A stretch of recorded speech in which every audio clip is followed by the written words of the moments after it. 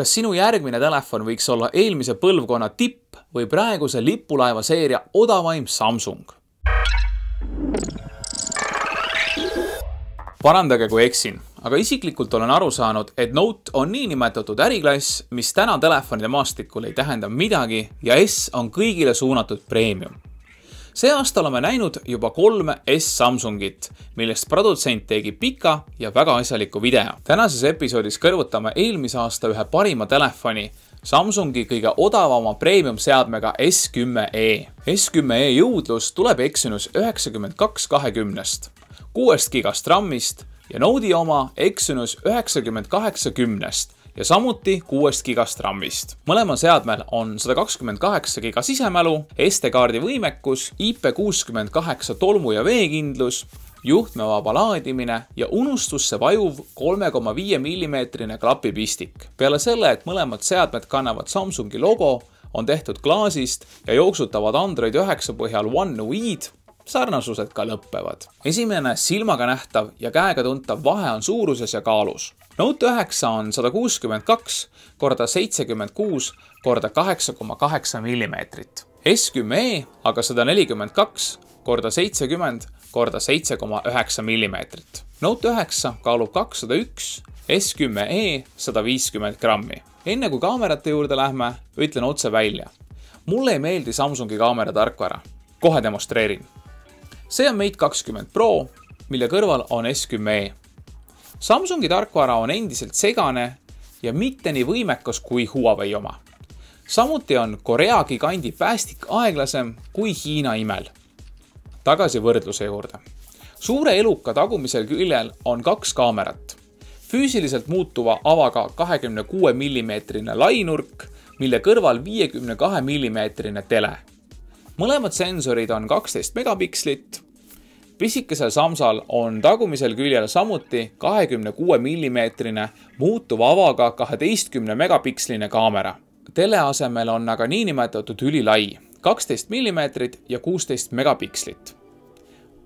Mina isiklikult eelistan ülilai nurka telefonis. Lihtsalt mahutad rohkem asju kaadrisse, mis näiteks turistina on väga kasulik. Paneme nii nagu ikka testfotod meie Instagrami. Note'i kaamerate all on ka sõrmejälje sensor, millega mina läbi ei saa. S10-l on see oluliselt paremas kohas. Seal, kus veel loetud aastad tagasi oli see Sony telefonidel, küljepealse jõunupu sees. Samsungi ekraanid on parimad, aga kui neid kahte võrrelda. Tehniliselt on vahe sees. Note 9 ekraan on 6,4 tolli, vahutab oluliselt rohkem piksleid, omab HDR10 võimekust ja voolab külgedelt maha. S10e ekraan on 5,8 tolli, mahutab veidi vähem piksleid, omab HDR10+ võimekust ja on päris suurte rantidega. Kummalgi seadmel pole kulmu, aga Note'i puhul tähendab see suurt laupa ja S10e puhul sõna otseses mõttes auku ekraanis. Viimane küll on kommuunid kihama pannud taustapiltide osas, kes suudab ägedamalt auku näidata. Mis sina arvad? Jäta kommentaar. Kas see taustapiltide teema on äge või absoluutne idiootsus? Kõik, kes on kommenteerinud ja vajutanud ka subscribe nuppu, osalevad automaatselt järgmises giveaways. Mis mina neist seadmetest arvan? Note 9 pikk akueluiga, jõudlus ja pulk on olnud aja jooksul väga kasulikud.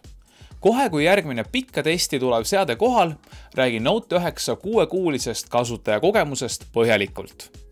S10e on turul huvitavas kohas. Disain, raud ja võimekus on fantastilised, aga hind paigutab ta imeliku kohta. Pole päris 1000–1600 eurot maksev hüper-super hullumeelsus ega ka vähem kui 400 eurot maksev keskklass. Siinkohal tooks taas paralleeli Sonyga, kes mingi vahe oli ainukene normaalse suurusega premium telefone ehitav tootja. Mäletate ju küll kompaktseeriat. S10e tundub ideelt täpselt samasugune. Käepärane, mugav ja võimekas, nii et kui sul on suurt ja pulgaga telefoni vaja, Note 9.